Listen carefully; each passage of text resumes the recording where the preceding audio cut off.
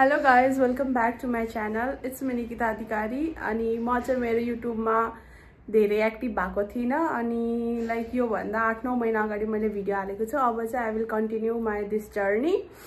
अनि आज चाहिँ मेरो कन्टेन्ट चाहिँ like international student in Greece specially चाहिँ नेपाली स्टुडेन्ट इन ग्रीस हुन्छ. So I think this video will be very informative to all of you for coming in the Greece.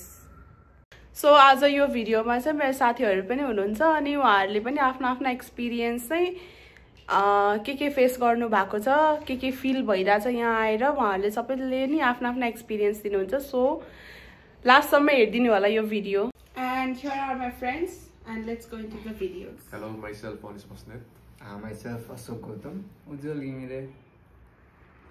So यो भिडियोमा चाहिँ हामीले आफ्नो एक्सपिरियन्स भन्छौँ है त. हजुर हुन्छ. So कोबाट स्टार्ट गर्ने फर्स्टमा? हैन हजुर लाइक एउटा क्वेशन भन्नु अनि हामी तिनै जना सहमतिमा आन्सर गर्छौँ. फर्स्टमा चाहिँ मेरो क्वेशन चाहिँ त्यही हुन्छ, व्हाई ग्रीस, किन ग्रीस चाहिँ पनि? अरु पनि त अप्सन थियो हजुरहरुसँग, लाइक त्यो चाहिँ किन चुज नगर्किन ग्रीस चाहिँ चुज गर्नुभयो, किन स्पेसिफिक रिजन्स त हुन्छ, त्यो चाहिँ भन्दिनु न आफ्नो 90% भिजा रेसियो थियो, अरु देशको भिजा थिएन अनि लास्ट अप्सन भनेर चुज गरे, भिजा लाग्यो. That's it. त्यही हो मेरो पनि.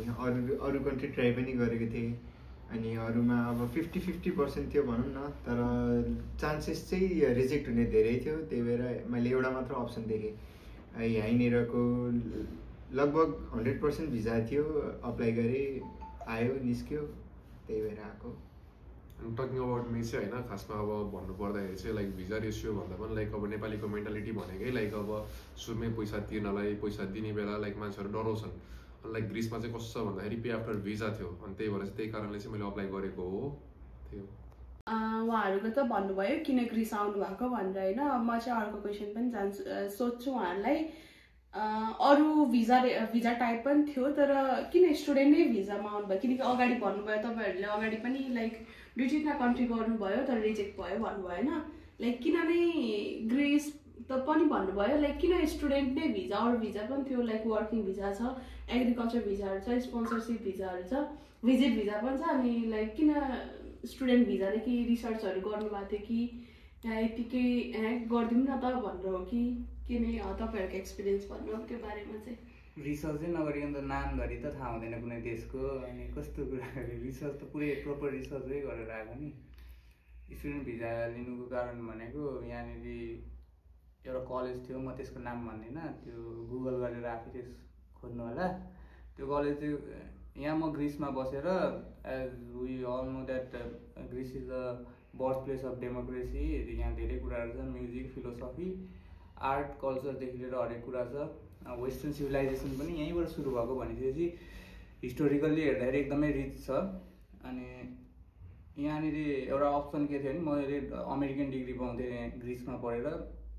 मलाई युरोपमा बसेर मैले अमेरिकन डिग्री पाउँछु भने यो मेरो लागि प्लस पोइन्ट भयो.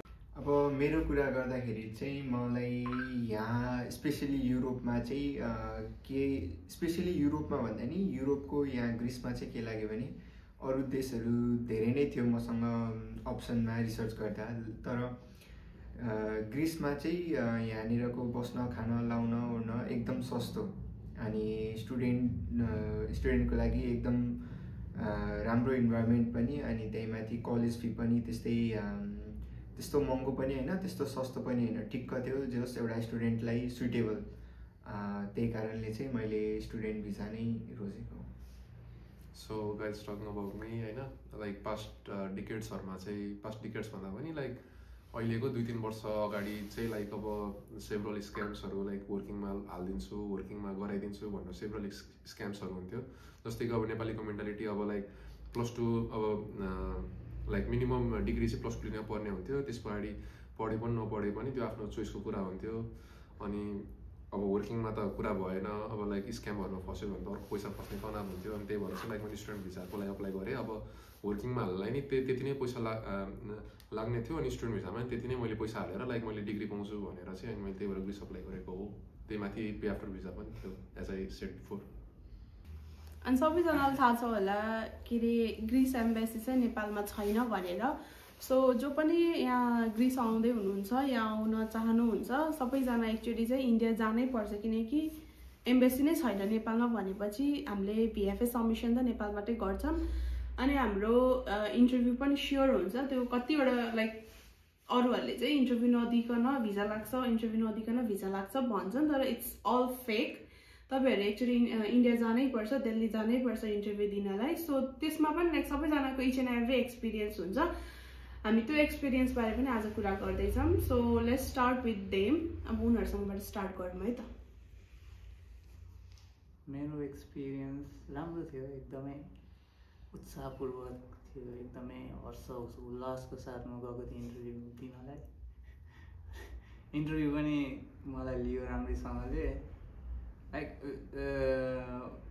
भिजा अफिसरले चाहिँ एउटा हिन्ट दिन्छ बिचमा त्यो हिन्ट बुझ्यो भने चाहिँ एमबेसीको ढोका छोड्ने बित्तिकै थाहा हुन्छ कि भिजा आउँछ कि आउँदैन भनेर लु मलाई हिन्ट पाएको थिएँ मैले अनि राम्रै भयो त्यति हो मेरो एक्सपिरियन्स अनि मेरो कुरा गर्दा चाहिँ मेरो पनि म सुरुमा त एकदम नर्भस नै थिएँ किनभने पहिला पनि एउटा कन्ट्री ट्राई गरेको थिएँ इन्टरभ्यूमा रिजेक्ट भएको थिएँ त्यो कारणले म हल्का नर्भस त थिएँ किनभने मसँग अरू अप्सन पनि थिएन लास्ट एकचोटि ट्राई गर्छु भयो भने भयो भएन भने गर्दिनँ भनेर बसेको थिएँ त्यही भएर हल्का नर्भस थिएँ तर एज यु सेड इन्टरभ्यूले चाहिँ एउटा सानो भन्दा नि एउटा हिन्ट मजाको हिन्ट दिएको थियो मैले चाहिँ त्यही हिन्टबाटै अगाडि नै थाहा भइसकेको थिएँ कि म I got success so interview सकेर म निस्किने बेलामा चाहिँ उसले मलाई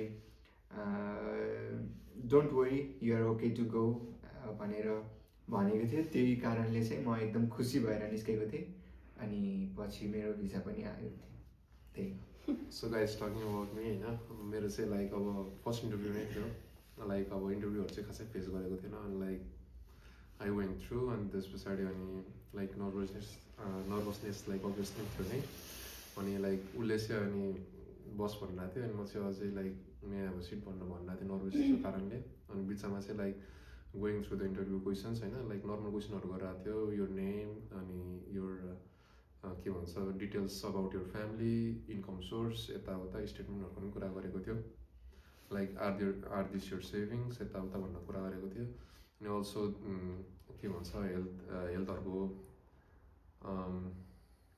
पनि कुरा गरेको लाइक त्यो हेल्थ सर्टिफिकेटको पनि भएको थियो हेल्थ सर्टिफिकेटको पनि कुरा भयो अनि त्यस पछाडि अर्को भनेको like why Greece why this course and why this college अनि त्यस्तै क्वेसनहरू थियो अनि खासै त्यस्तो साह्रो टफ क्वेसनहरू चाहिँ थिएन लाइक अनि जाने बेला चाहिँ लाइक अब हुन्छ नि त अब लाइक पहिलोचोटि लाइक अब अब्रोड डिसिजन लिएको थियो अनि लाइक इन्टरभ्यू लिएरै त्यस्तो हुने बेला चाहिँ like I was a bit nervous after the interview also अनि त्यसपछि अनि may I go to my home country something like that मैले भनेको थिएँ अनि उसले चाहिँ अनि या यु विल समथिङ त्यस्तै भन्नु थियो that's all So again my question is that how difficult it is to live in Greece for international student.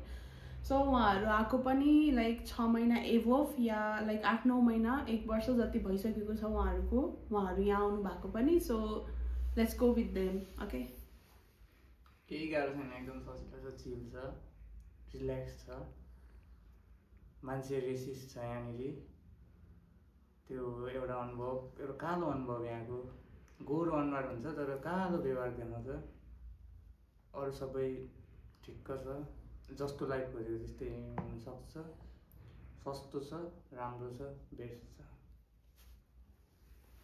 अब त्यही हो मैले अगाडि पनि भनिसकेको थिएँ यहाँनिर बस्न खान एकदम सस्तो छ एकदम सुइटेबल छ एउटा स्टुडेन्टको लागि एक्लै आएर आफ्नो लागि खर्च चलाउन ओर्न एकदम सजिलो छ त्यस्तो केही गाह्रो पनि छैन र एक्सपिरियन्सकै कुरा गर्दाखेरि यहाँको मान्छेहरू एकदम फ्रेन्डली पनि छन् अरू देशभन्दा अलिकति फ्रेन्डली नै हुन् उनीहरूलाई हामीले केही कुरा सोध्यौँ हामीले अब हामीलाई त यहाँको ल्याङ्ग्वेज अहिले प्रपरली त आउँदैन अभियसली हामीले इङ्ग्लिसमै कुरा गर्ने हो त्यही भएर हामीले इङ्ग्लिसमा कुरा गर्दाखेरि चाहिँ उनीहरूले पनि इङ्ग्लिसमै रिप्लाई गर्न खोज्छन् र हामीले जे सोधे पनि उनीहरू नराम्रो नमानिकन राम्रैसँग एन्सर दिन्छन् त्यो चाहिँ एउटा राम्रो कुरा हो यहाँको त्यही हो, एकदम राम्रो छ स्टुडेन्टहरूको लागि environment as per my experience. So अब उहाँले भन्नुभएको अनुसार चाहिँ लाइक अब स्टुडेन्टलाई बस्नको लागि चाहिँ कस्तो छ ग्रिसमा भन्ने कुरामा लाइक अब उहाँहरूले भन्नु नै भइहाल्यो लाइक अब ग्रिस अलि सस्तो comparing to other European country it is a bit cheap. Like अब स्यालेरीहरू एभरेजमा हेर्ने हो भने लाइक आफूलाई बस्न खान लाइक पुग्छ मजाले नै, लाइक अब सोचेको जस्तो लाइफ पनि हुन्छ। तर मेन भनेको लाइक अब एकैचोटि अब लाइक अब कुनै पनि मेन्टालिटी चाहिँ लाइक त्यस्तो चाहिँ बनाएर नआउनु होला कि लाइक विदेशमा चाहिँ अब पैसाको बोट हुन्छ ट्यापेक टिपुम्ला भने त्यस्तो मेन्टालिटी चाहिँ बनाएर नआउनु होला। हरेक ठाउँमा स्ट्रगल हुन्छ। अब लाइक अब हामी बेस्टर्समा आएको हो 3 वर्ष हामीले दुःख नै पाउँछौँ। अब हामी इभन जुनसुकै कन्ट्रीमा गए पनि अब लागत अनुसारको त्यो हो, लाइक अब लागत अब ग्रिसमा लाग्ने भनेको लागत थोरै नै हुन्छ, त्यही अनुसारको फल पाउने हो। अब अस्ट्रेलियामा लागत त्यति लाग्थ्यो भने अब त्यही अनुसारको कमाइ हुन्छ। अर्को भनेको सबभन्दा भनेको आफ्नो भाग्यको कुरा हो। लाइक यहाँ बस्नलाई यताउता गर्नलाई जो सेफ छ अरू कन्ट्री जस्तो अमेरिकाहरू जस्तो लाइक अब अलिकति डेन्जर अलिकति अनसेफहरू त्यस्तो केही पनि छैन। wherever you go you are free to go। अनि लाइक अब talking about weather, best weather त्यही हो, चिल्याक्स। सो आजको लागि चाहिँ हामी यति नै गरौँ जस्तो लाग्यो होइन। अब अरूहरू हामीसँग अरू क्वेसन्सहरू पनि छ, अरू एन्सर्सहरू पनि छ, अरू एक्सपिरियन्सहरू पनि छ, त्यो चाहिँ हामी बिस्तारै सेयर गर्छौँ। सो तपाईँहरूको नि केही क्वेरिजहरू छ भने या कुनै जान्नु इच्छुक हुनुहुन्छ भने चाहिँ सबै कमेन्टमा चाहिँ तपाईँहरूले आफ्नो आफ्नो क्वेसन्सहरू राख्न सक्नुहुन्छ। इभन हामी त्यहाँबाट पनि हेरेर अर्को भिडियोमा रिप्लाई लाइक त्यसको एन्सर्सहरू पनि दिन्छौँ। सो म चाहिँ यो च्यानलमा चाहिँ अब चाहिँ मजाले एक्टिभ हुन्छु, सकेसम्म म आफ्नो बेस्ट दिन्छु यो च्यानललाई चलाउनलाई चाहिँ। प्लस स्टुडेन्ट्सहरूलाई आउन पनि के कुराहरू इन्फर्मेटिभ के कुराहरूको इन्फर्मेसन चाहिन्छ सबै म प्रोभाइड गर्ने ट्राई गर्छु। सो एभ्री विकमा सायद मेरो भिडियो चाहिँ म पोस्ट गर्छु होला। अब अरू क्वेरिजहरू पनि तपाईँ सबैजनाले चाहिँ कमेन्ट सेक्सनमा चाहिँ लेखिदिनुहोस्, म एकचोटि एनालाइसिस गर्छु सबैसँग एक्सपिरियन्स गरेर, फेरि यसरी नै गर्छौँ या हामी कुनै अरू भ्लगहरू पनि हालिदिन्छौँ। So please lastly again I'll say that please like, share and subscribe to my channel, and please don't forget to press the bell icon for the new notifications. Bye bye.